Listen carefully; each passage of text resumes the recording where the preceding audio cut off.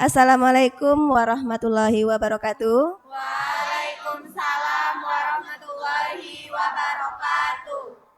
Selamat pagi, bagaimana kabar anak ibu hari ini? Alhamdulillah. Apa sarapan pagi tadi nak? Ada sarapan pagi? Ada enggak? Ada. Nah, kalau ada kita mulai, kita rapikan tempat duduknya dulu ya. Nah, duduk dengan rapi. Kalau sudah kita mulai lagi ya. Jadi sebelum kita mulai pembelajaran kita berdoa dulu ya. Nah, silakan ketua, siapkan. Siap. Doa mulai. Bismillahirrahmanirrahim. Allahumma inni as'aluka ilman nafi'an wa rizqan thayyiban wa amalan mutaqabbalan. Rabbi shrah li sadari wa yassir li amri wahlul 'uqdatam min lisani yafqahu qawli. Rabbana atina fid dunya hasanah wa fil akhirati hasanah wa qina azabannar. Assalamualaikum warahmatullahi wabarakatuh. Waalaikumsalam warahmatullahi wabarakatuh. Nah, sekarang kita mengaji dulu ya. Ini yang mengaji siapa nak? Ahmad Effendi Abbas. Ya, silakan terjemahan. Raken. Terjemahan siapa tadi? Terjemahan siapa nak?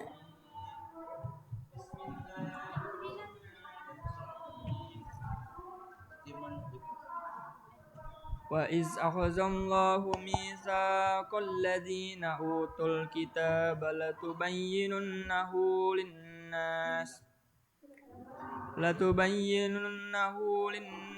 وَلَا تَكْتُمُونَهُ فَنَبَذُوهُ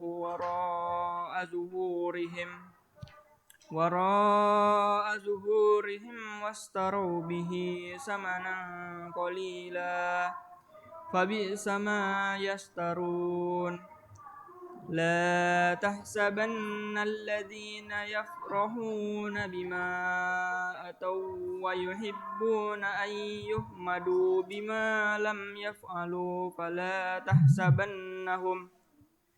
فَلَا تَحْسَبَنَّهُمْ بِمَفَازَةٍ مِنَ الْعَذَابِ وَلَهُمْ عَذَابٌ أَلِيمٌ وَلِلَّهِ مُلْكُ السَّمَاوَاتِ وَالْأَرْضِ وَاللَّهُ عَلَى كُلِّ شَيْءٍ قَدِيرٌ إِنَّ فِي خَلْقِ السَّمَاوَاتِ وَالْأَرْضِ وَاخْتِلَافِ اللَّيْلِ وَالنَّهَارِ لَآيَاتٍ لِأُولِي الْأَلْبَابِ صدق الله العظيم. Terjemahan surat Ali Imran dari ayat 187 sampai 190. Berselindung aku kepada Allah dari godaan setan yang terkutuk, dengan menyebut nama Allah yang Maha Pengasih lagi Maha Penyayang. Dan ingatlah ketika Allah mengambil janji dari orang-orang yang telah diberi kitab, yaitu hendaklah kamu benar-benar menerangkannya, isi kitab itu kepada manusia. Dan janganlah kamu menyembunyikannya. Lalu mereka melemparkan janji itu ke belakang punggung mereka dan menjualnya dengan harga murah. Maka itu seburuk-buruk jual beli yang mereka lakukan. Jangan sekali-sekali kamu mengira bahwa orang yang gembira dengan apa yang telah mereka kerjakan dan mereka suka dipuji atas perbuatan yang tidak mereka lakukan. Jangan sekali-kali kamu mengira bahwa mereka akan lolos dari azab. Mereka akan mendapat azab yang pedih. Dan milik Allah lah kerajaan langit dan bumi, dan Allah Maha Kuasa atas segala sesuatu. Sesungguhnya dalam penciptaan langit dan bumi, dan pergantian malam dan siang terdapat tanda-tanda kebesaran Allah bagi orang yang berakal. Maha benar Allah dengan segala firman-Nya. Nah, sekarang kita ngambil absen lagi ya.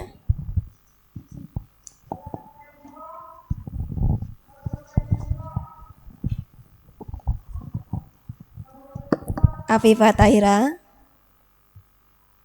Ahmad Effendi Abbas, Alfiza Putri, Belia, Delvia Tiara, Dian Novitri, Divya Siti Rahayu,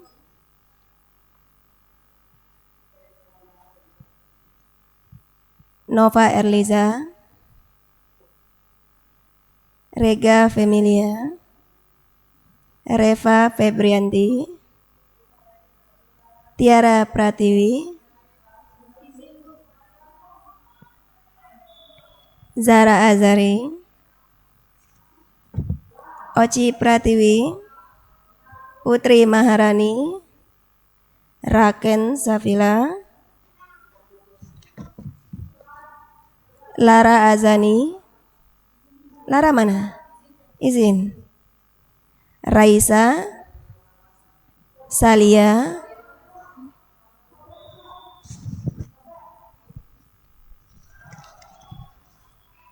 nah,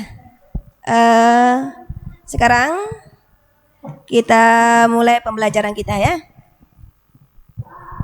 Nah, untuk hari ini kita akan melanjutkan pembelajaran kita pertemuan sebelumnya. Oke. Nah, sekarang perhatikan ke depan. Ini adalah pertemuan kita yang memang kita bahas sebelumnya, yaitu melalui metode diskusi. Nah, ini kemarin pembelajaran kita tentang perlawanan bangsa Indonesia terhadap kolonialisme dan imperialisme. Nah, siapa yang bisa mengulang sedikit? Sebelum kita memang melanjutkan ke diskusi, jadi kita review ulang sedikit pelajaran kita kemarin. Siapa yang masih ingat pelajaran kita kemarin? Nah, ada beberapa konsep yang Ibu jelaskan kemarin, masih ingat? Masih? Konsep apa? Yaitu konsep apa, Ci? Kolonialisme dan imperialisme. Kolonialisme dan imperialisme. Nah, siapa yang bisa menyebutkan lagi atau menjelaskan apa itu kolonialisme? Oke. Siapa yang bisa lagi? Mana yang lebih luas cakupannya, kolonialisme atau imperialisme? Imperialisme. Imperialisme atau kolonialisme? Imperialisme. Kolonialisme. Nanti ini imperialisme dan kolonialisme itu mereka bersatu. Nah, mereka bersatu sehingga nanti terbentuklah namanya penjajahan. Nah, adapun tujuan pembelajaran kita kemarin, kita ulang sedikit tujuannya ya. Nah, nanti memang yang fokus terakhir yang akan kita capai nanti di sini, ini melalui mode pembelajaran cooperative learning. Oh, mana nih? Belum sampai sana.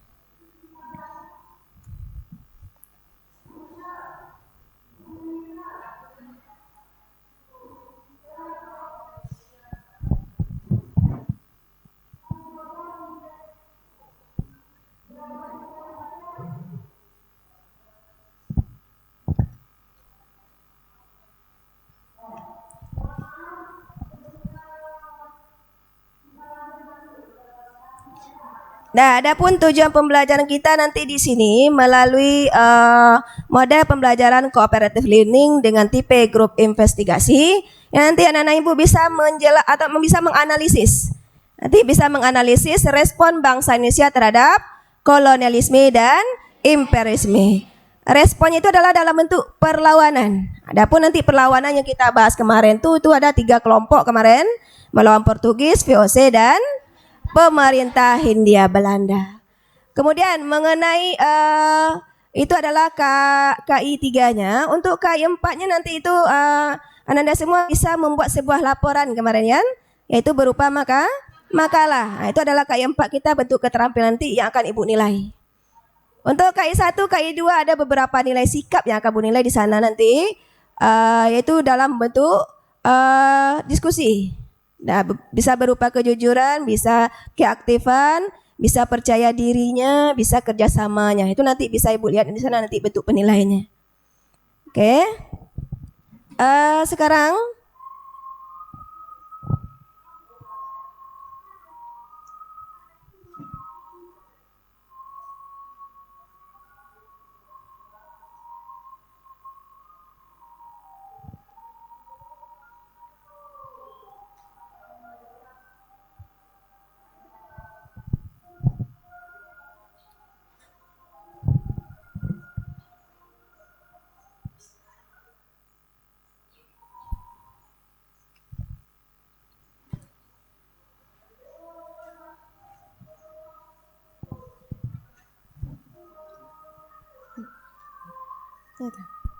ya.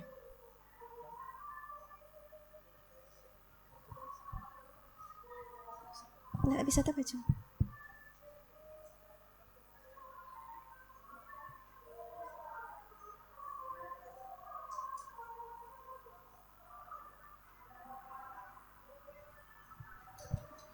Oke, kita lanjut sedikit ya. Nah, sebelum kita masuk ke diskusi ke depan kelas, oke, ada lihat gambar data yang di depan? Ada. Nah, ini kita lihat dulu ya. Ini adalah untuk pembelajaran kita selanjutnya. Berarti kita bawakan ke kita kekinian. Ini siapa yang menyimak nih? Ini hari apa ini kejadiannya ini? Tunggu, ini apa peristiwanya? Ini kalau masalah artis ini, masalah orang-orang populer ini cepat nangkapnya ini ya. Ini adalah pernikahan dari anak dari presiden kita yaitu Joko Widodo, yaitu adalah Kaisang dengan Erina ya. Nah, kita lihat dulu sedikit. Ini adalah Astaghfirullahaladzim. Astaghfirullah. Nah, ini sekilas saja Ibu Bapak kan. Kenapa Ibu memaparkan gambar atau video seperti ini? Kira-kira apa alasannya? Apa hubungan dengan pelajaran kita hari ini? Ini pernikahannya berlangsung di mana? Di mana berlangsungnya? Solo atau Jogja? Jogja atau Solo? Berarti yang dilihat kemarin apa? Apa yang dilihat kemarin? Orangnya dilihat, tokohnya dilihat. Di Jogja. Iya di Jogja? Iya. Nanti Ibu hubungkan dengan yang selanjutnya. Kira-kira apa hubungannya ini?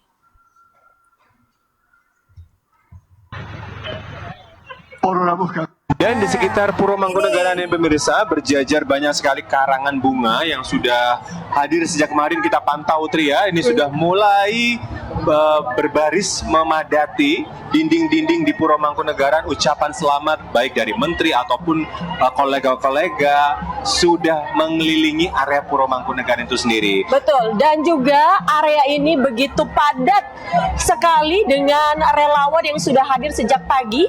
Bayangkan mereka hadir sejak pukul 6 pagi. Kita lihat saat ini kereta yang atas ini dengan rangkaian sepanjang 120 meter.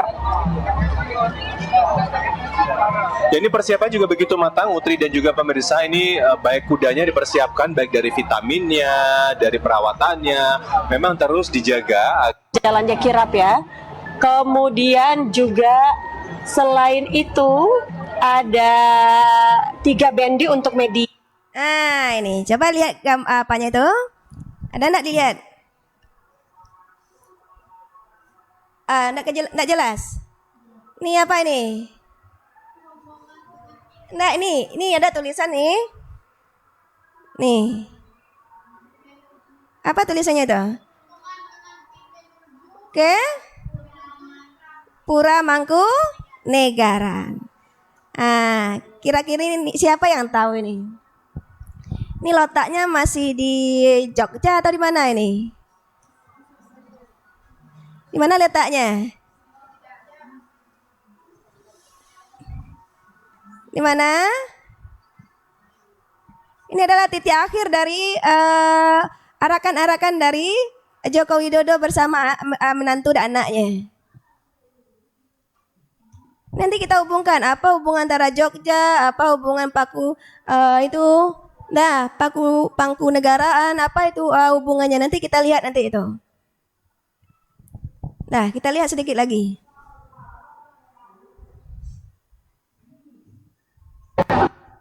Bagi para tamu ya, mungkin bentuk penghargaan ya kepada masyarakat yang sudah sedari pagi, bahkan ada yang dari jam 6 pagi sudah standby untuk melihat jalannya kirap.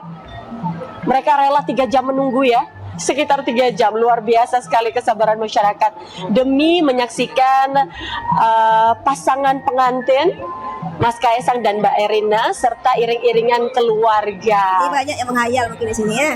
Ya, dari layar kaca Anda pemirsa masih terlihat prajurit yang mengiringi iring-iringan kereta kencana yang menuju Puro Mangkunegaran. Nah, kalau kita berbicara Puro Mangkunegaran ini memang usianya sudah lebih dari 265 tahun ya, memang bersejarah sekali. Dan kenapa dipilih Puro Mangkunegaran? Karena juga salah satu yang tempat bersejarah.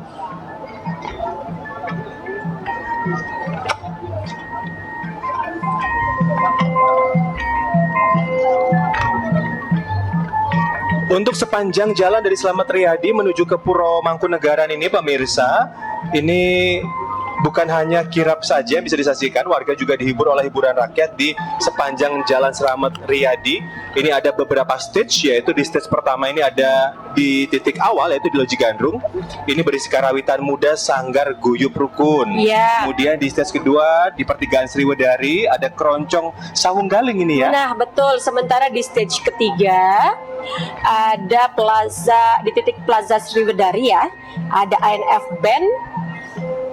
Kita lihat kembali Presiden bagi-bagi produk mereka dan secara tadinya di awal kami hadir itu kita melihat wah dampak di kota Solonya. Karena bayangkan okupansi hotel ini bahkan meningkat 70% dalam kirap pengantin ini. Kebayang ya, Zul, panas sih sebenarnya. Begitu cerah cuaca hari. Budaya yang ditampilkan Utri di sini ya. Baik mulai kemarin pada saat akad ada tari-tari itu ada budaya Jawa. Memang lebih ke budaya Jawa ya, yang memang diangkat untuk dari kemarin akad nikah dan juga hari ini pada saat resepsi atau tasyakuran walimatul ursyi. Dan tadi pada saat ngunduh mantu pun itu adalah kita menyaksikan budaya Jawa. Jadi begitu unik, begitu sakral dan memiliki makna tersendiri.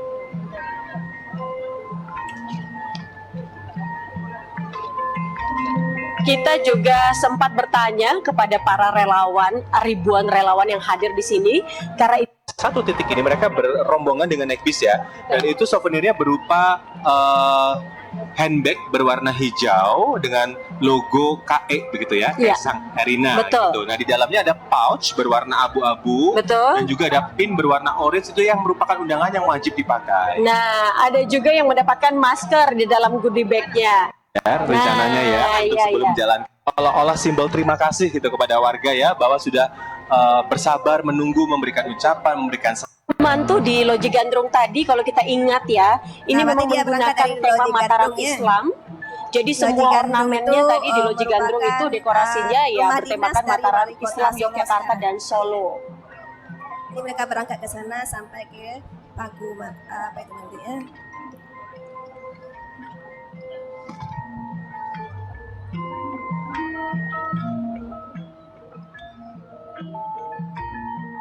Lama para tamu nah,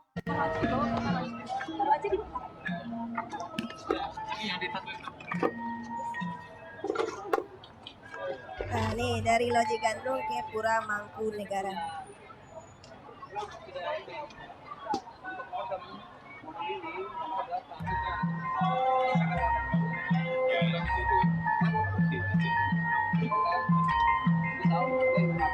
belum tentu terulang kembali kan, karena ini kan momen seumur hidup sekali ya. Di depan Puro Mangkunegaran. Nah, sementara kereta kencana baru akan berbelok, Zul, nampaknya di Mirsa,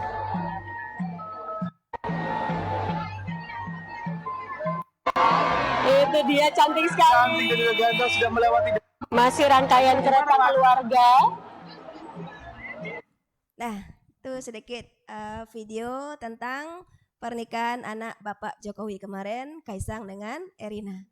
Nah, kira-kira apa pelajaran yang bisa kita ambil dari video yang Ibu paparkan tadi? Apa? Percampuran adat, bagus. Percampuran adat, apa lagi? Jadi adat apa yang dicampurkan di sana? Berarti nanti ini merujuk ke pembelajaran kita hari ini. Ada apa saja yang dicampurkan? Erina itu orang mana? Erina orang mana? Orang mana, Rega? Yogyakarta yang Jogja? Iya. Jogja atau Solo?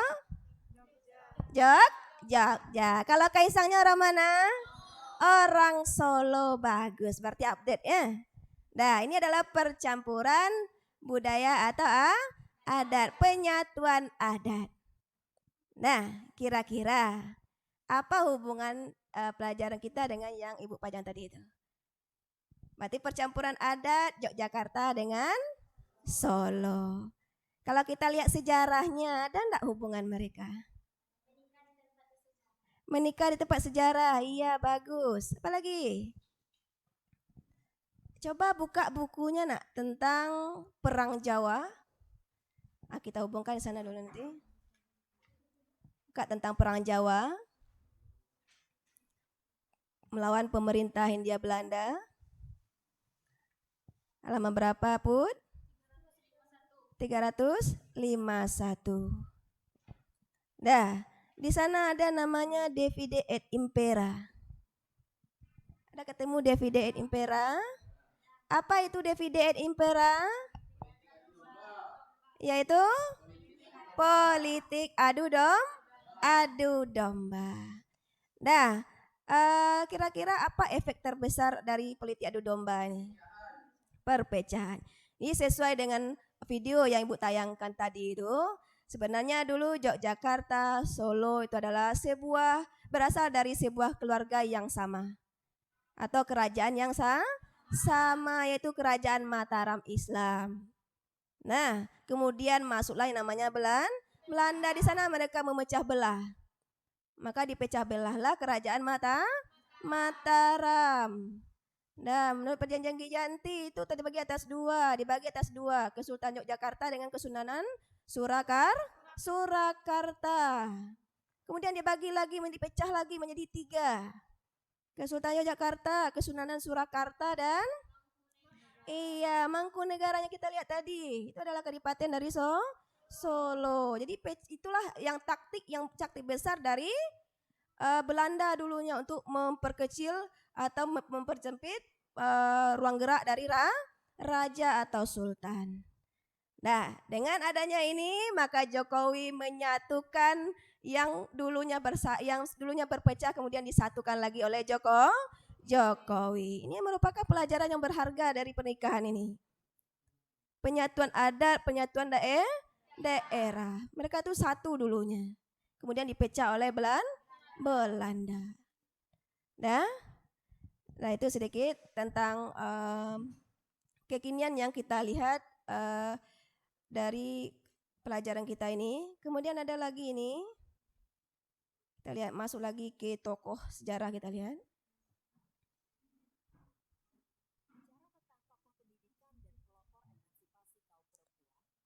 Nggak kedengaran suaranya ya? Memperjuangkan pendidikan dan kesetaraan gender. Tokoh pendidikan dan pelopor emansipasi kaum perempuan, sebagian besar masyarakat tentu lebih mengenal R.A. Kartini. Tokoh perempuan yang memperjuangkan pendidikan dan kesetaraan gender. Namun, Kartini tidak sendiri. Ada sosok perempuan lain yang perlu kita ketahui pengaruhnya bagi pendidikan dan kesetaraan. Salah satu dari perempuan tersebut adalah Rohana Kudus. Rohana Kudus dan pendidikan perempuan.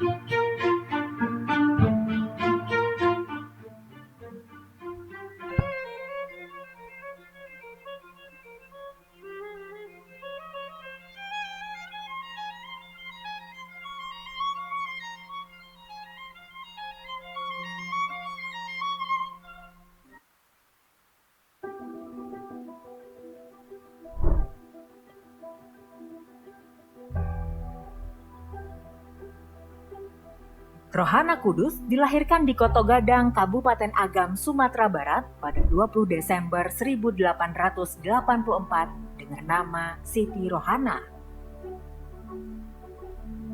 Sulung dari 26 bersaudara ini juga kakak tiri dari Sultan Syahrir, bibi penyair terkenal Khairil Anwar, dan juga sepupu Haji Agus Salim. Nah, Siti Rohana namanya kan, nama aslinya. Kenapa kira-kira dipanggil dengan Rohana Kudus? Nama aslinya Siti Rohana, dipanggil Rohana Kudus. Kira-kira kudusnya apa itu? Bentuk perjuangan? Apa? Ada yang lain? Nah, jadi Kudus itu adalah nama belakang dari suami beliau. Iya. Nih, ini ada, nih kita lihat ada beberapa pahlawan yang memang tokoh-tokoh besar juga. Ini merupakan saudara dari Rohana Rohana hidup Kudus. di era di mana akses perempuan untuk mendapatkan pendidikan yang baik seperti laki-laki sangat dibatasi. Ia tidak bisa mendapatkan pendidikan secara formal, namun ia diajari oleh ayahnya.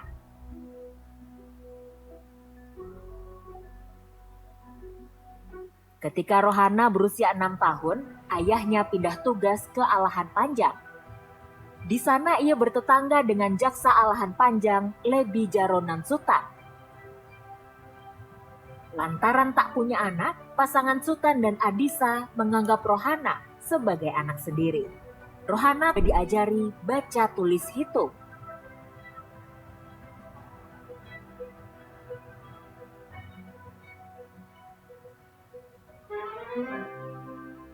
Berbekal semangat dan pengetahuan untuk mewujudkan cita-citanya untuk memperjuangkan nasib kaum perempuan, bersama suaminya Abdul Kudus, Rohana mendirikan sekolah keterampilan khusus perempuan pada tanggal 11 Februari 1911 yang diberi nama Sekolah Kerajinan Amai Setia.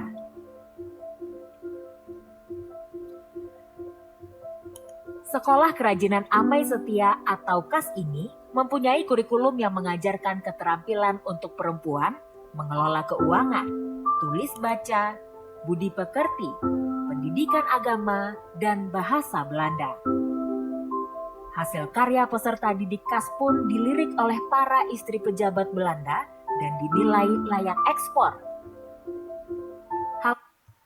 Nah, itu sedikit gambaran dari pahlawan kita itu Rohana Kudus. Kira-kira apa hubungan pelajaran kita ini dengan Rohana Kudus ini? Kenapa Ibu sampai memaparkan yang Rohana Kudus ini? Biasanya pahlawan yang dikenal apa saja? Siapa? Siapa? Iya, pahlawan nasional. R.A. Kartini, apa lagi? Dewi Sartika, yang laki-laki juga boleh. Tuanku Imam Bonjol, apa lagi? Iya, apa lagi? Ini nak ibu udah makan atau belum ini? Sultan Syaril, iya. Nah, jadi ibu, berarti selain yang pahlawan-pahlawan besar ini juga ada pahlawan-pahlawan dari daerah kita ini ya. Ini Rohana Kudus. Nah, itu sedikit Pak Ibu. Ada ini sedikit ungkapan dari Rohana Kudus ini.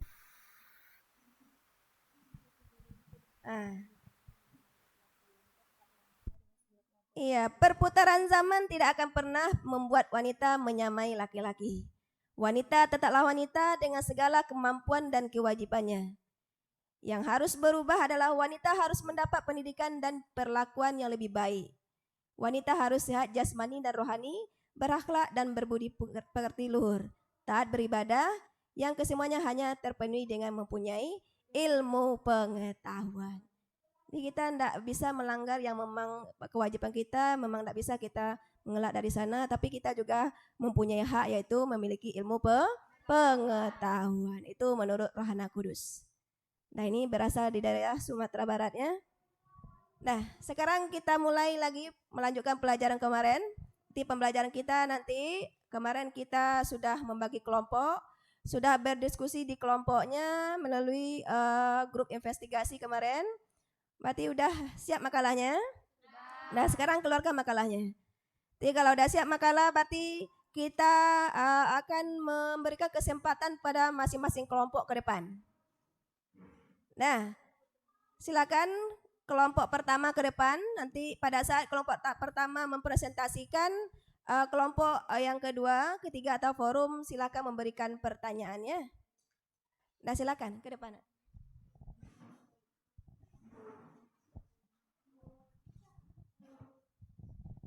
Duduk sana.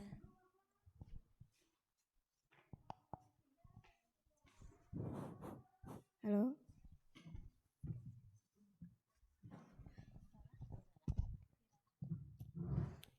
Nah, siapa moderatornya?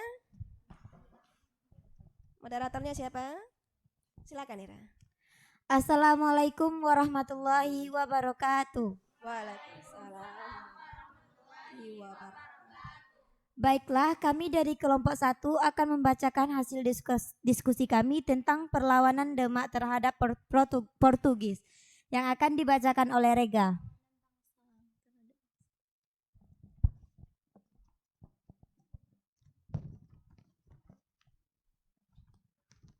Perlawanan bangsa terhadap bangsa Portugis, yaitu yang pertama, perlawanan Demak terhadap Portugis. Latar belakang perlawanan Demak terhadap Portugis. Dengan berkuasa di Malaka, Portugis otomatis menguasai jalur pelayaran dan perdagangan yang penting di dunia. Keberadaan Portugis ini tidak hanya menjadi penghalang Kesultanan Demak, tetapi juga mematikan kaum Muslim Indonesia.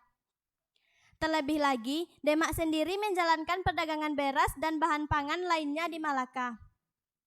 Di samping itu, kedatangan bangsa Portugis juga menyebarkan agama Katolik yang dianggap menghalangi perkembangan Islam di Nusantara. Karena itulah Kesultanan Demak mengirimkan armadanya ke Malaka untuk menggempur kedudukan Portugis. Selain di Malaka, Kesultanan Demak juga melakukan perlawanan terhadap Portugis yang hendak mendirikan loji di Sunda Kelapa.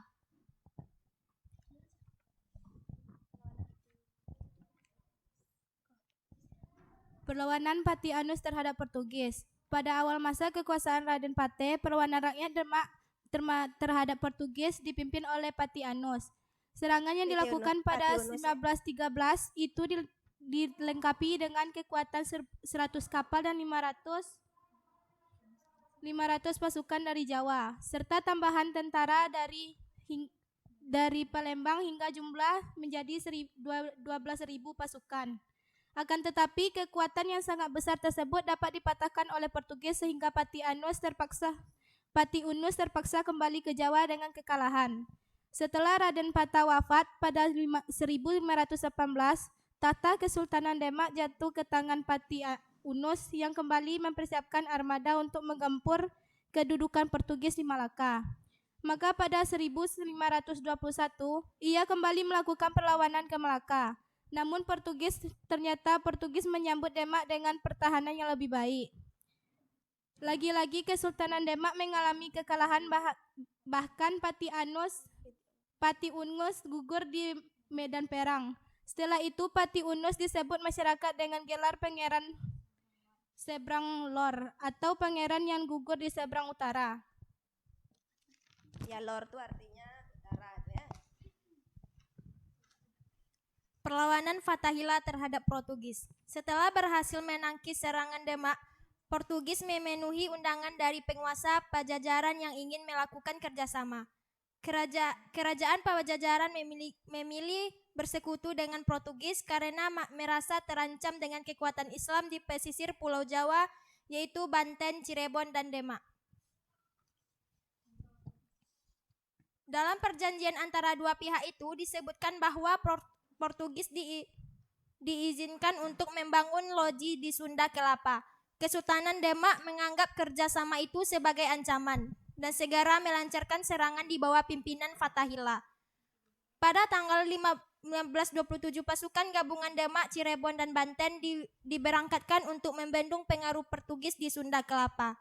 Akhirnya pada tanggal 22 Juni 1927, Sunda Kelapa berhasil direbut oleh Fathahillah, yang kemudian mengubah namanya menjadi Jayakarta. Peristiwa itu menandai akhir perlawanan Demak terhadap Portugis.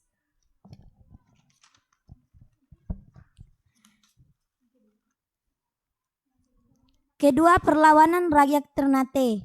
Perlawanan rakyat Ternate, perlawanan ini terjadi karena sebab-sebab sebagai berikut.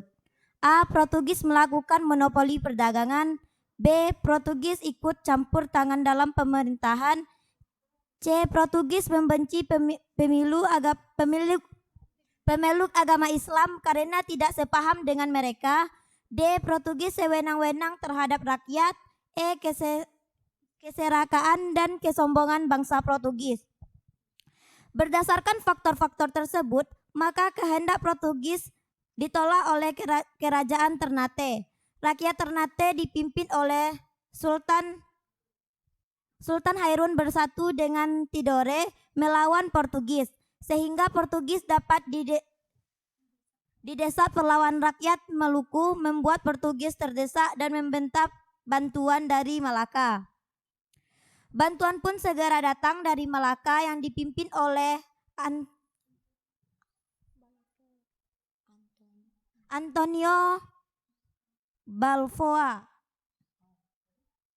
Pasukan ini berhasil mengalahkan Ternate sehingga Antonio Balboa berkuasa di Malaka selama 4 tahun. Di bawah kepemimpinan Antonio Balboa, Portugis dapat bersahabat dengan rakyat Maluku. Nah, lanjut Aceh lagi ya. 3. Perlawanan Aceh. Penyebab perlawanan Aceh terhadap Portugis. Selama bertahun-tahun lamanya, Portugis menjadi musuh Kesultanan Aceh Darussalam yang saat itu dipimpin Sultan Ali Muhayyad Shah pada tahun 1914 sampai 1928. Penyebab terjadinya perlawanan Aceh terhadap Portugis adalah sebagai berikut. Yang pertama, ambisi Portugis yang ingin memonopoli perdagangan di wilayah Aceh. Yang kedua, Portugis melarang orang-orang Aceh berlayar untuk berdagang melewati Laut Merah. Yang ketiga, penangkapan kapal-kapal Aceh oleh Portugis. Portugis memburu kapal-kapal dagang Aceh di Laut Merah pada tahun 1524 sampai 1525. Beberapa kapal Aceh tersebut ditangkap Portugis dan semakin memicu kemarahan rakyat Aceh. Sebagai upaya pertahanan diri kapal-kapal Aceh, langkah-langkah yang dilakukannya adalah sebagai berikut. Yang pertama, melengkapi kapal-kapal dagang Aceh dengan persenjataan seperti meriam dan menempatkan prajurit untuk pengawalan. 2. Mendatangkan bantuan persenjataan tentara dan tenaga-tenaga ahli dari Turki. 3. Mendatangkan bantuan persenjataan dari Calicut atau India dan Jepara. Pada tahun 1568, pasukan Kesultanan Aceh Darussalam menyerang Portugis di Malaka. Namun serangan ini gagal lantaran kekuatan militer Portugis lebih tangguh. Setahun kemudian, gantian Portugis menyerang Aceh namun dapat digagalkan pasukan Aceh. Sejarah perlawanan rakyat Aceh terhadap Portugis. Perlawanan rakyat Aceh terhadap Portugis sudah terjadi sejak abad ke-14 Masehi. Kronologi awalnya, kala itu Aceh menjadi tujuan perdagangan ketika Portugis menguasai Malaka pada tahun 1511 di bawah pimpinan Alfonso de Albuquerque. Portugis merupakan salah satu bangsa Eropa selain Spanyol pertama yang melakukan penjajahan samudra dengan misi 3G, yakni Gold, Glory, dan Gospel. Udah. Silakan moderator. Baiklah, demikianlah hasil diskusi kami. Apabila kelompok lain ingin bertanya, dipersilahkan. Masukan dulu ya, kalau ada masukan silakan. Ada enggak masukan untuk kelompok Portugis? Ada masukan? Lanjut. Nah, silakan lanjut. Kita masuk ke sesi kedua. Silakan, yang mau bertanya silakan. Kepada kelompok lain yang mau bertanya, dipersilahkan. Ya, yang pertama Belia, silakan Belia. Nah, tunggu dulu, ada pun penilaian Ibu di sini nanti. Nah, tunggu dulu. Yang pertama adalah sikap aktifnya, kemudian menghargai pendapat teman, lanjut dengan santun. Ini nanti menyampaikan pendapatnya dengan santunnya. Silakan. Tunggu dulu Bin ya.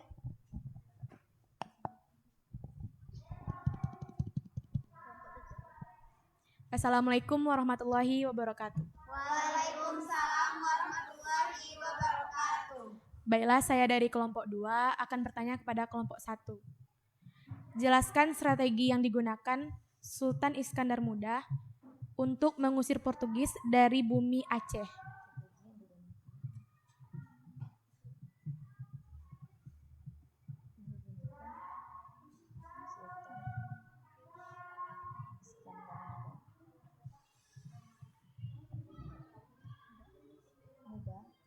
Terima kasih.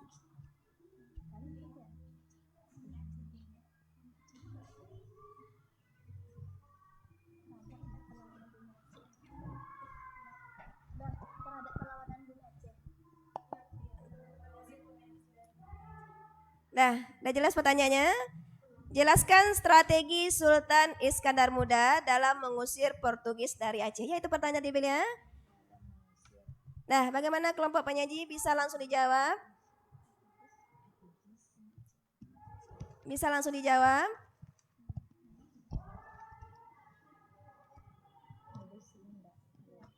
Nah, kalau tidak kita masuk dulu pertanyaannya selanjutnya. Lanjut. Nah, lanjut dulu ya. Silakan pertanyaan yang kedua. Oci, silakan Ci.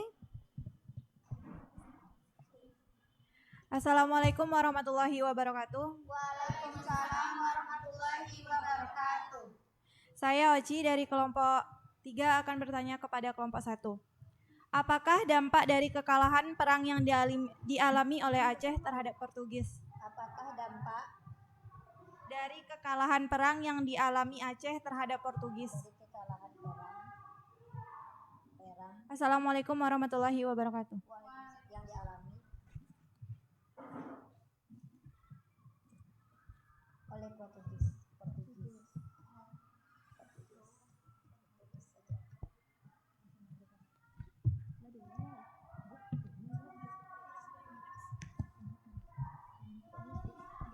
Bagaimana kelompok penyaji, bisa dipahami pertanyaannya? Bisa, Bu. Coba diulang pertanyaannya lagi. Kalau tidak, perlu luruskan.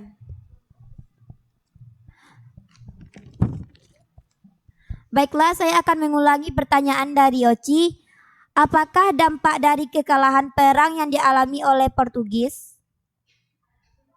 Apakah dampak dari kegagalan perang yang dialami Aceh terhadap Portugis? Nah, apakah dampak dari kegagalan perang yang dialami Aceh terhadap Portugis? Nah, yang lain mencatat. Nanti kalau tidak bisa kelompok penyaji menjawabnya, nanti kami lemparkan ke anda yang lain atau ke forum yang lain. Itu nanti akan mendapatkan poin nilai. Nah, silakan dicatat ya.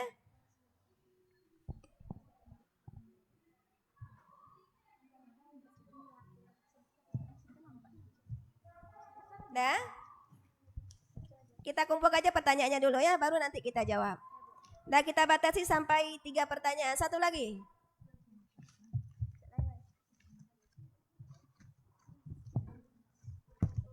Siapa lagi yang bertanya?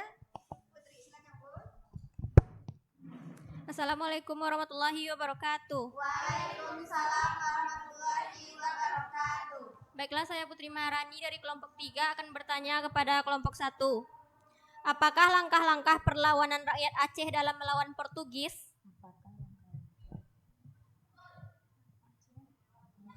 Dalam melawan Portugis.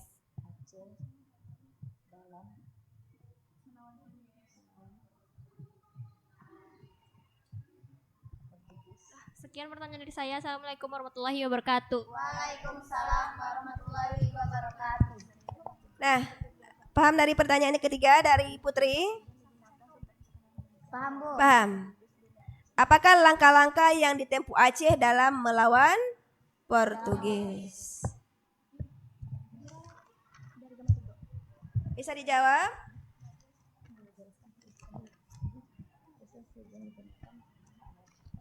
Kalau tidak bisa nomor 1 lanjut ke nomor 2 atau ke nomor 3. Mana yang lebih dulu yang bisa dijawab?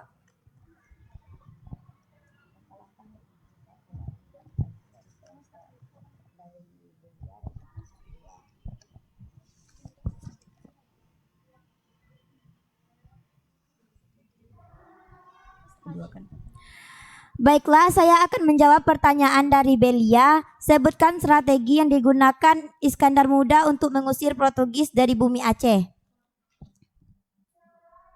Strategi yang diterapkan Sultan Iskandar Muda untuk Portugis adalah dengan melipat gandakan kekuatan pasukan Aceh,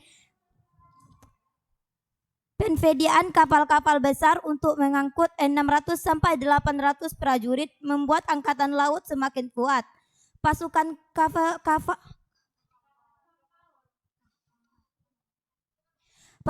kavaleri menggunakan kuda-kuda yang didatangkan dari Persia dan juga mendatangkan bantuan pasukan dari Aceh berupa pasukan gajah dan juga milisi infanteri. Apakah Belia paham? Mengenai Belia, atau kita kasih kesempatan untuk teman yang lain? Pas jawabannya? Pas. Paham? Paham. Nah, kalau paham kita lanjut ke pertanyaan yang kedua. Baiklah, saya akan menjawab pertanyaan dari Putri Maharani. Sebutkan langkah-langkah perlawanan rakyat Aceh dalam melawan Portugis. Yang pertama, langkah-langkahnya sebagai berikut. Kapal-kapal dagang Aceh dilengkapi dengan persenjataan dan juga prajurit tangguh. Yang kedua, Aceh mendapatkan bantuan bersenjata, kapal, dan bahan makanan dari pedagang Muslim Jawa, yakni dari Jepara. Yang ketiga, Aceh menjalin hubungan baik dengan Persia, Turki, Gujarat, dan hasilnya Aceh mendapatkan bantuan persenjataan. Aceh meningkatkan hubungan kerjasama dengan beberapa kerajaan, diantaranya Kerajaan Demak dan Kerajaan Makassar. Baiklah, apakah Putri paham dengan jawabannya? Bagaimana Put? Ada tambahan? Silakan, yang memberikan tambahan juga akan mendapatkan nilai. Tidak ada?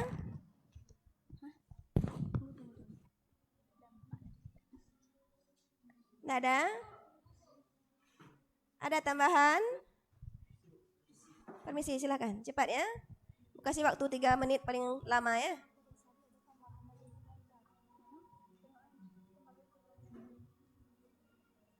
Ada enggak tambahan?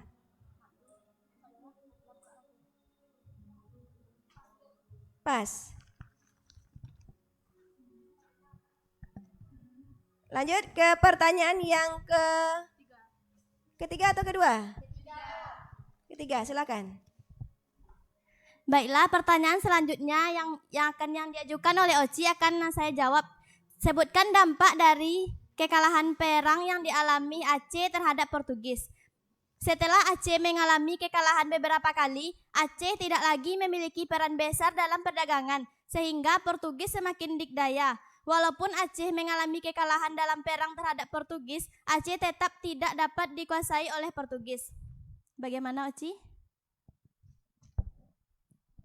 Nah, Ci? Paham, Ci? Yang lain bagaimana? Paham? Paham? Nah, jadi inti dari apa ini apa? Ini Aceh gagal atau gimana ini? Gagal. Iya gagal? Iya. Iya, Dian? Iya, kenapa sampai gagal? Apa yang menyebabkan kegagalan dari Aceh ini? Udah 3 tadi ya. Demak melawan, bukan Aceh secara keseluruhan melawan Portugis. Itu mengalami kegagalan. Kenapa sampai gagal? Demak gagal, Aceh gagal. Pasukan Portugis lebih kuat. Kenapa sampai kuat? Itu senjatanya yang kuat atau strateginya? Iya, strateginya yang sudah terorganisir.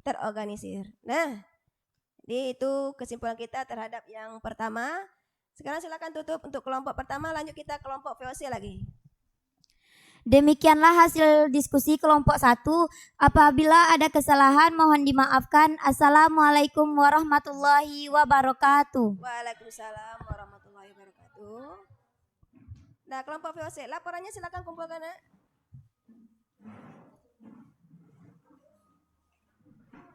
Nah, Kelompok VOC.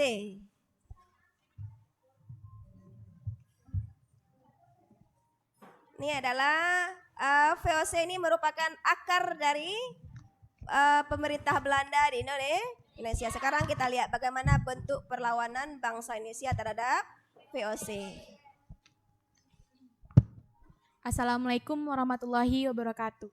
Waalaikumsalam warahmatullahi wabarakatuh. Baiklah, kami dari kelompok 2 akan mempresentasikan hasil diskusi kelompok kami tentang perlawanan bangsa terhadap VOC yang akan dibacakan oleh Divya Siti Rahayu.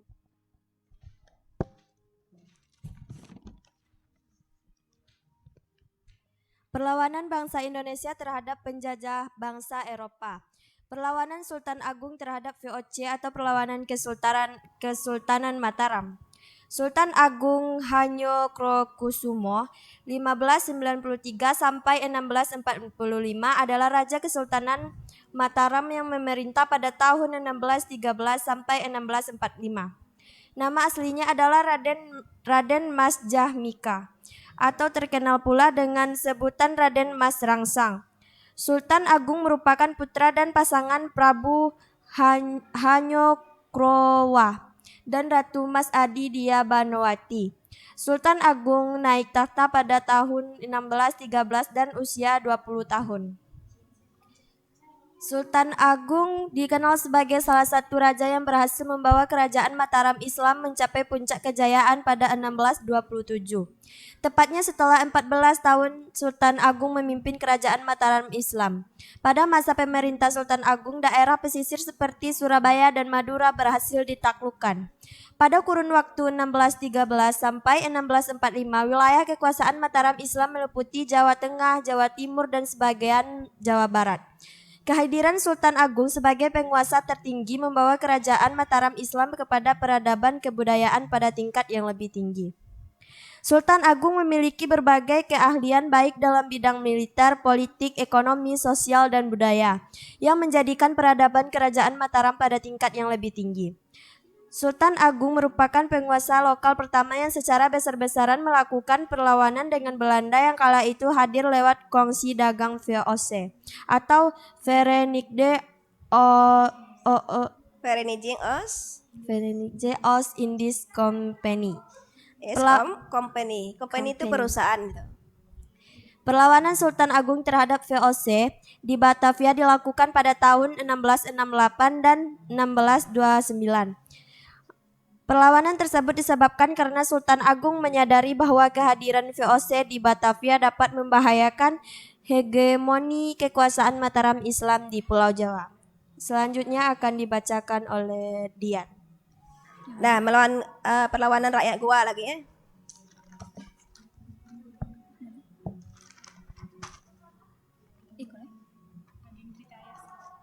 Goa.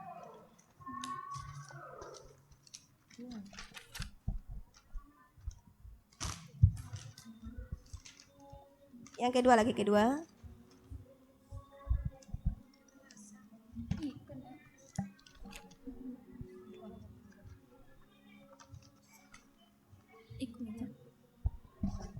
Yang kedua, perlawanan Kesultanan Goa Makassar. Perlawanan Sultan Hasanuddin terhadap VOC Kerajaan Goa merupakan salah satu kerajaan yang sangat terkenal di Nusantara. Pusat pemerintahannya berada di Somba Opu yang sekaligus menjadi pelabuhan kerajaan Goa. Somba Opu senantiasa terbuka untuk siapa saja. Banyak para pedagang asing yang tinggal di kota itu, misalnya orang Inggris, Denmark, Portugis, dan Belanda. Mereka diizinkan membangun loji di kota itu. Goa anti terhadap tindakan monopoli perdagangan. Masyarakat Goa ingin hidup merdeka dan bersahabat kepada siapa saja tanpa hak istimewa. Masyarakat Goa senantiasa berpegang pada prinsip hidup sesuai dengan kata-kata tanahku terbuka bagi semua bangsa. Tuhan menciptakan tanah dan laut sesuai dengan kata-kata tanah dibagikannya untuk semua manusia dan laut adalah milik bersama. Dengan prinsip keterbukaan dan kebersamaan itu, maka Goa cepat berkembang. Makassar dengan pelabuhan Somba Opu memiliki posisi yang strategis dalam jalur perdagangan internasional. Pelabuhan Sombaupu telah berperan sebagai bandar perdagangan, tempat persinggahan kapal dagang dari timur ke barat atau sebaliknya. Sebagai contoh, kapal-kapal pengangkut rempah-rempah dari Maluku yang berangkat ke Malaka sebelumnya singgah dulu di Bandar Sombaupu. Begitu pula barang dagangan dari barat yang akan masuk ke Maluku juga melakukan bongkar muat di Sombaupu. Nah lanjutnya Kesultanan Banten lagi. Perlawanan rakyat Banten.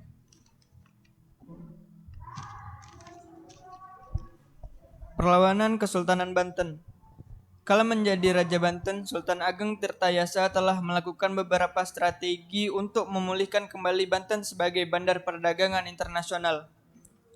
Ani Sulistiowati menjabarkan beberapa strategi tersebut, yaitu mengundang para pedagang dari Inggris, Perancis, Denmark, dan Portugis berdagang di Banten. 2. Meluaskan interaksi dagang dengan bangsa Cina, India, dan Persia. 3. Mengirim beberapa kapal dengan maksud mengganggu pasukan VOC. 4. Membuat saluran irigasi sepanjang sungai ujung Jawa sampai Pontang yang ditujukan sebagai persiapan suplai perang dan perairan sawah. Di tengah situasi konflik pada 1671, Sultan Ageng Tirtayasa menitahkan Sultan Haji menjadi orang yang mengurus masalah dalam negeri Banten. Pengangkatan Sultan Haji ini membawa keuntungan bagi VOC. Berkat dukungan VOC, Sultan Haji justru merebut kekuasaan Banten dan menjadi raja di Istana Surawosowan pada 1681.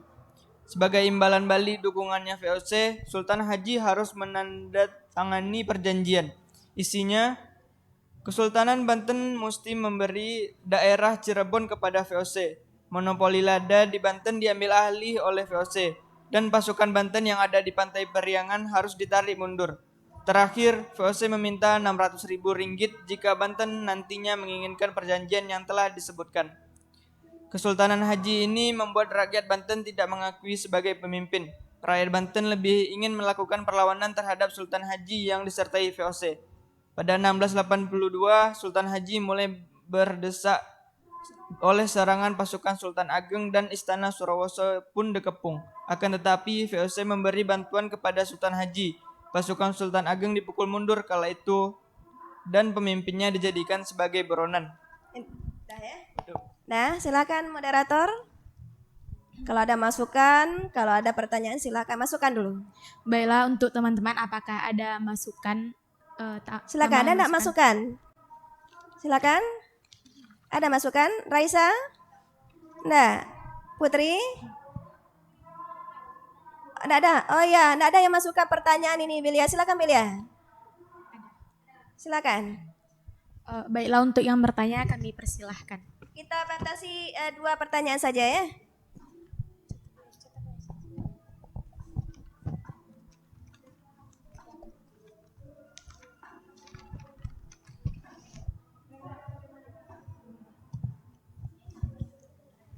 Nah, silakan siapa yang bertanya? Repa, silakan Pak. Baiklah, saya Reva Febrianti akan bertanya kepada kelompok 2. Kenapa VOC menolak mengakui kedaulatan Kerajaan Mataram?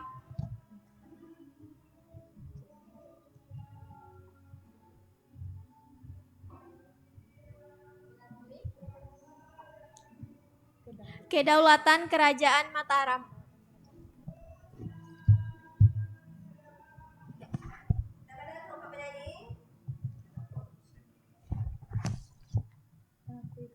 Nah, itu pertanyaan dari Reva udah. Nah, mengapa VOC tidak mau mengakui kedaulatan Kerajaan Mataram? Nah, lanjut, siapa lagi yang bertanya? Salia.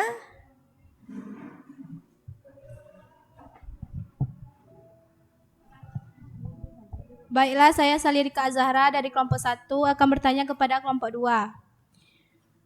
Apakah akibat dari perlawanan Kerajaan Mataram terhadap VOC?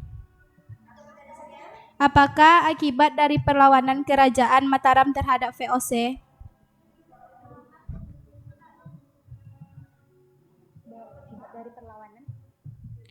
Perlawanan Kerajaan Mataram terhadap VOC.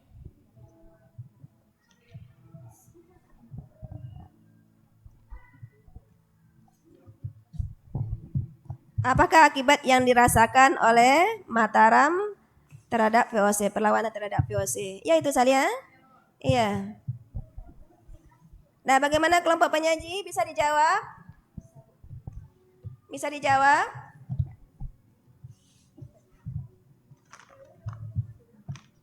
Nomor berapa dulu? Nomor 1 atau nomor 2?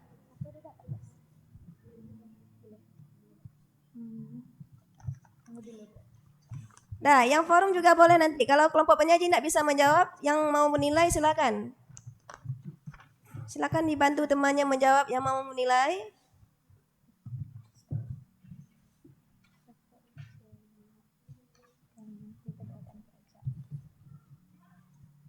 Tidak bisa?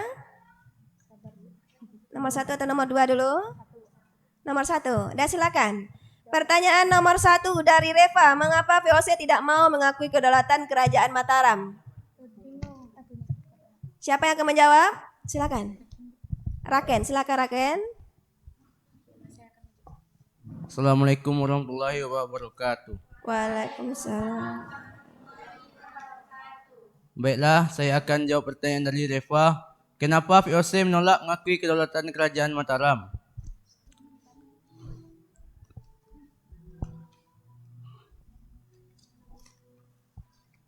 Karena VOC masih ingin jajah daerah kekuasaan Mataram yang masih kaya akan kekayaan alamnya. Baiklah, apa Reva paham?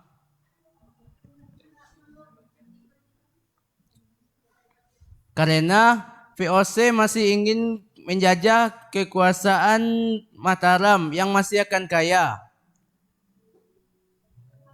Kaya akan kekayaan alam. Iya. Dikatasi.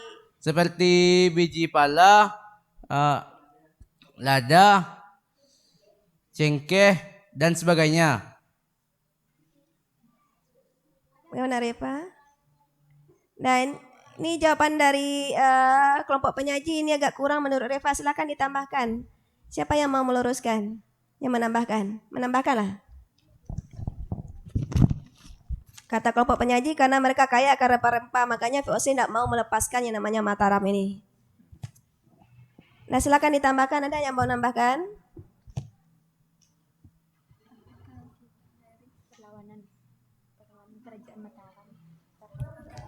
Raisa, silakan Sa. Nah, Raisa silakan Sa.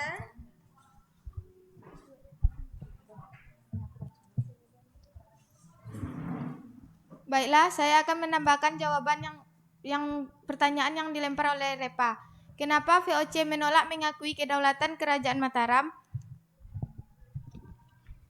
VOC menolak Kerajaan Mataram karena VOC memaksakan kehendak untuk melakukan monopoli perdagangan dan merencanakan serangan ke Batavia. Apakah Reva puas? Bagaimana Reva? Dah. Mungkin itu tampilan dari kelompok VOC ya. Nah silakan ditutup moderator. Kita masuk lagi tampilan ke kelompok selanjutnya. Baiklah, hanya itu yang dapat kami sampaikan. Apabila ada kesalahan, mohon dimaafkan. Assalamualaikum warahmatullahi wabarakatuh. Waalaikumsalam warahmatullahi wabarakatuh. Ya, beri aplaus dulu untuk anggota kelompok VOC ya. Lanjut, yang Belanda lagi. Ini perwakilan saja 4 orang ke depan. Ya, silakan. Ya, ini nanti membantu menjawab belakangnya.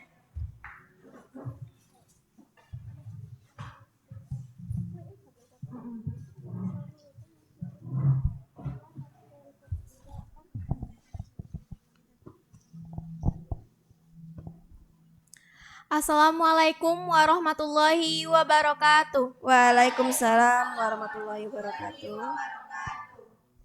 Baiklah, kami dari kelompok 3 akan membacakan hasil persentase kelompok kami, yaitu tentang perlawanan bangsa terhadap pemerintah Hindia Belanda. Bangsa Indonesia ya, bangsa Indonesia terhadap yang akan dibacakan oleh Putri Maharani. Yang penting-penting saja Put ya. Perlawanan Patimura terhadap Hindia Belanda yang pertama yaitu Perang Patimura. Pengertian dari Perang Patimura yaitu bentuk perlawanan masyarakat Maluku dalam melawan penjajah Maluku merupakan daerah yang kaya rempah-rempah. Seiring berlawannya waktu, kehadiran bangsa lain ternyata membuat kehidupan masyarakat Maluku terganggu terutama dalam tatanan ekonomi. Latar belakang Perang Patimura yang pertama yaitu diawali dengan kedatangan bangsa barat ke tanah Maluku untuk melakukan perdagangan. Yang lain sajakan pertanyaannya. Maluku menjadi salah satu daerah yang banyak dituju orang-orang Eropa karena kekayaan yang dimilikinya. Hasil alam yang melimpah membuat daerah ini menjadi julukan Mutiara dari Timur. Selanjutnya yaitu pertemuan rahasia sebelum Perang Patimura. Ketidakadilan yang diterima rakyat Maluku membuat banyak pemuda Maluku melakukan serangan pertempuran rahasia. Contohnya yaitu pertempuran yang diadakan di Pulau Haruku, pulau yang dihuni umat Islam. Kemudian pada tanggal 14 Mei 1817 mereka mengadakan pertempuran kembali di Pulau Saparu atau pulau yang dihuni oleh umat Kristiani. Saparua, anaknya Saparua. Nah, mungkin itu tampilan dari kelompok Hindia Belanda. Silakan diberikan pertanyaan. Nah, cukup satu saja. Nah, siapa yang ingin bertanya? Satu saja. Silakan Divya.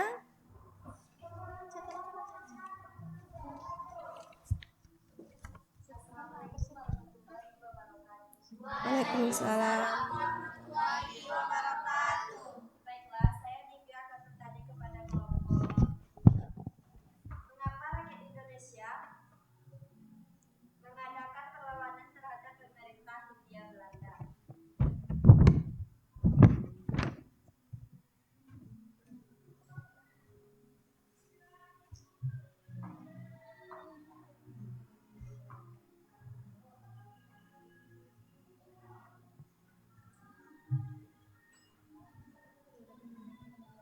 Nah, ini Divya juga menanyakan secara umum ya. Nah, mengapa rakyat Indonesia mengadakan perlawanan terhadap Hindia Belanda? Nah, bagaimana kelompok penyaji?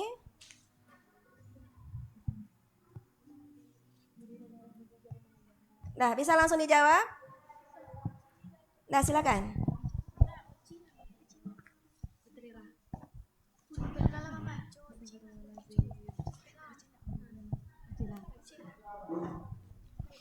Baiklah, saya akan menjawab pertanyaan dari Divya. Mengapa rakyat Indonesia mengadakan perlawanan terhadap pemerintahan Hindia Belanda? Karena rakyat Indonesia ingin Indonesia menjadi negara yang bebas dari penjajahan dan menginginkan agar Indonesia menjadi negara yang merdeka. Apakah cukup? Iya. Bagaimana Divya? Ini jawaban yang cukup bagus menurut Ibu ini. Udah? Atau ada yang masukan lain? Iya, bebas dari belenggu penjajah. Nah, mungkin itu tampilannya kelompok Hindia Belanda. Silakan ditutup. Baiklah, sekian hasil penampilan diskusi kami dari kelompok 3. Apabila ada salah, kami mohon maaf. Assalamualaikum warahmatullahi wabarakatuh. Waalaikumsalam warahmatullahi wabarakatuh. Nah, sekarang duduk.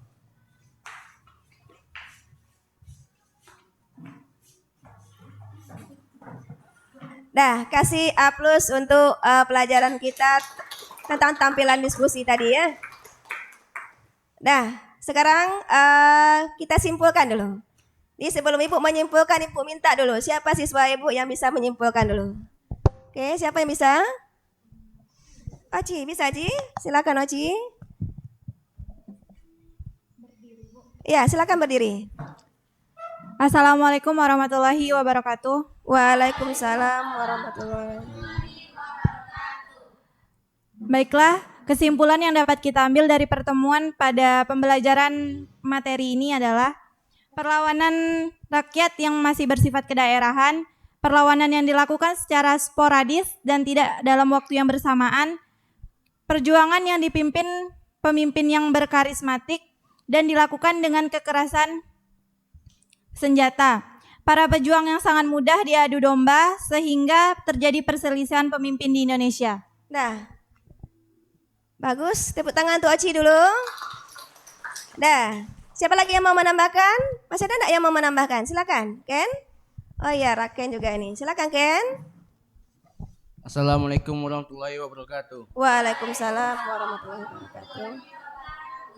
Baiklah, saya akan menambahkan kesimpulan dari pelajaran yang kita pelajari.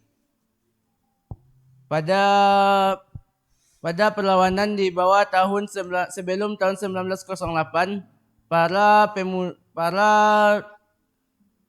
pemuda bertarung dengan menggunakan senjata kekerasan.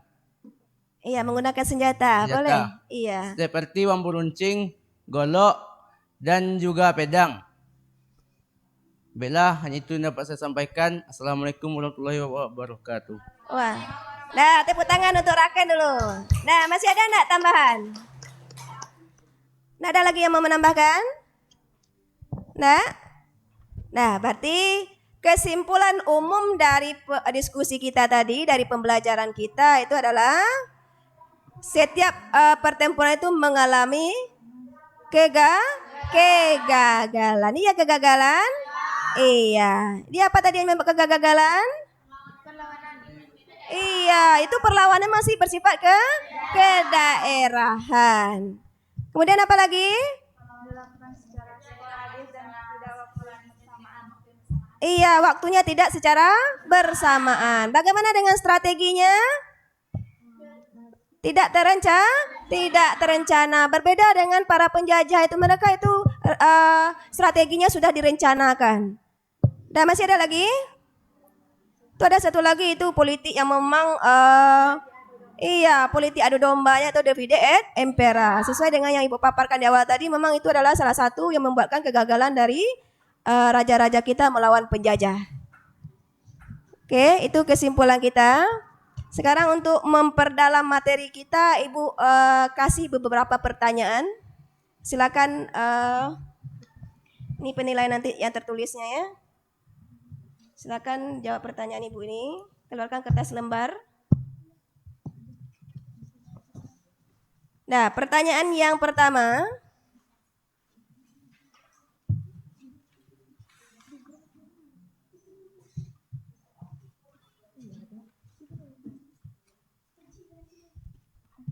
Nah, dicatat ya. Nah, ini tes tertulis kita. Kertas satu lembar saja. Kertas satu lembar. Ini pena siapa tadi Bu pinjam ini? Ini hilang penanya. Nah, ini pribadi nih. Nilai pribadi masing-masing. Nilai kelompok udah tadi. Nah, nilai laporannya. Nah, pertanyaan yang pertama.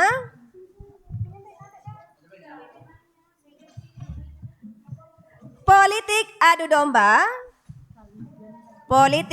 domba merupakan warisan utama kolonial Belanda. Politik adu domba merupakan warisan utama kolonial Belanda.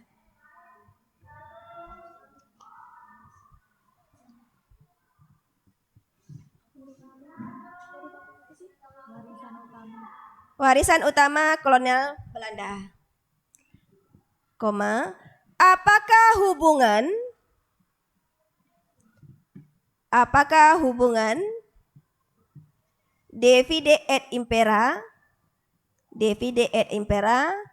dalam kurung politik adu domba dengan tradisi masa kini?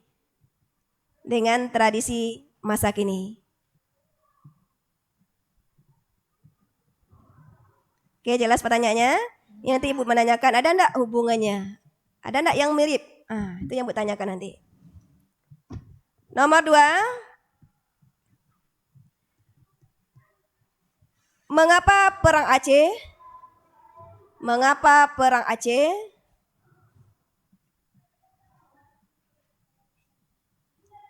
berlangsung begitu lama? Mengapa perang Aceh berlangsung begitu lama? Pertanyaan yang ketiga. Bagaimana penilaian Ananda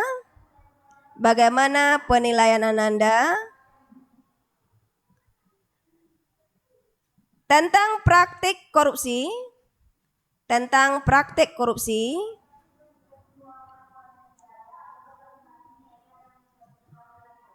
yang dilakukan pegawai VOC. Bagaimana praktik korupsi yang dilakukan pegawai VOC?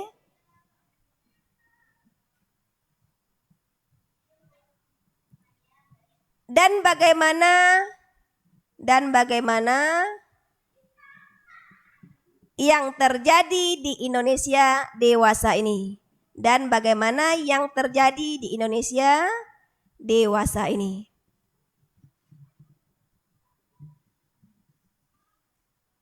Nomor 4. Bagaimana hubungan dagang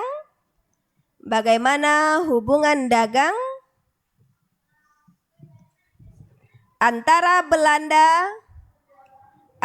Belanda dengan Indonesia pada saat sekarang? Bagaimana hubungan dagang antara Belanda dengan Indonesia pada saat sekarang? Nah, ini kekinian kita lihat ya. Lanjut, nomor 5. Nilai-nilai perjuangan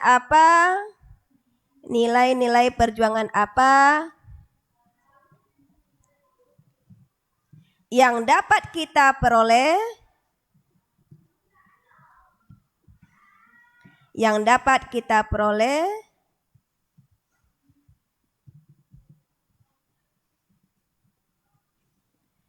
saat belajar sejarah perjuangan. Ulang lagi ya. Nilai-nilai perjuangan apa saja yang dapat kita peroleh pada saat belajar sejarah perjuangan?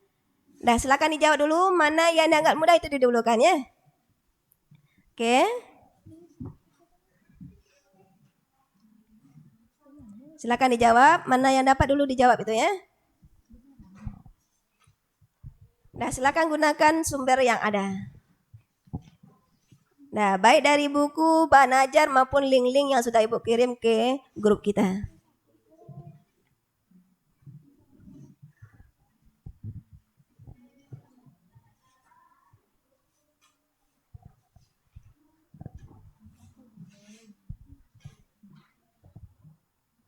Nah, ini adalah penilaian tertulis kita ya.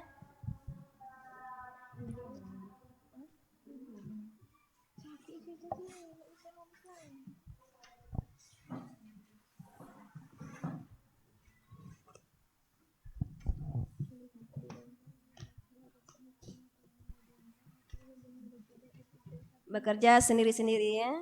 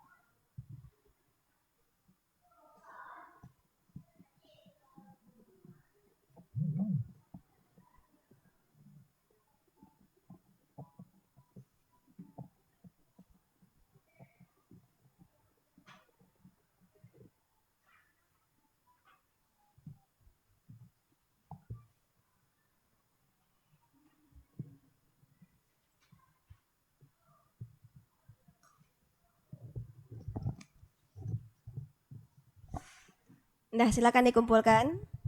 Nah, siap? Nah, silakan dikumpulkan. Nah, silakan dikumpulkan.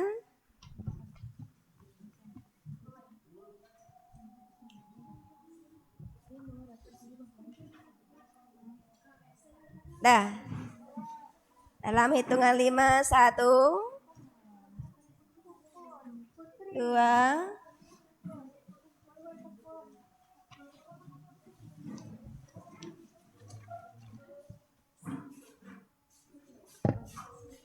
3. Udah seluruhnya? Dah?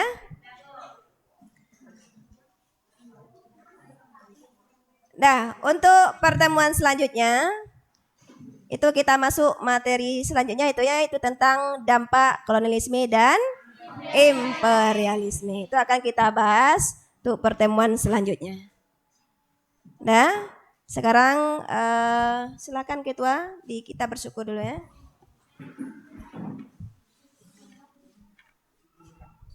Siap. Gerak. Bersyukur mulai. Subhanaka Allahumma wa bihamdika asyhadu an la ilaha illa anta astaghfiruka wa atubu ilaik. Assalamualaikum warahmatullahi wabarakatuh.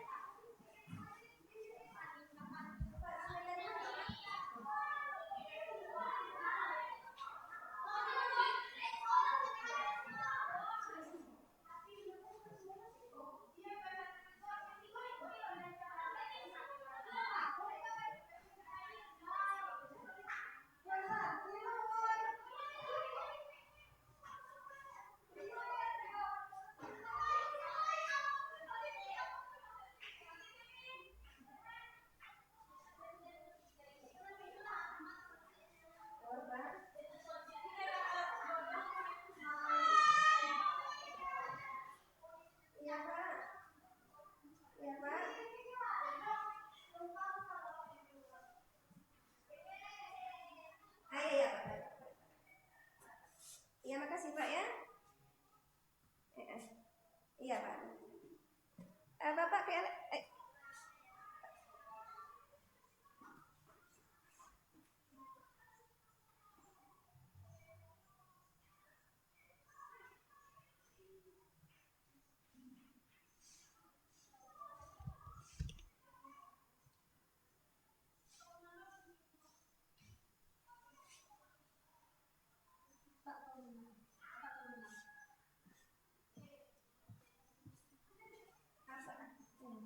Pak, kopi, Pak.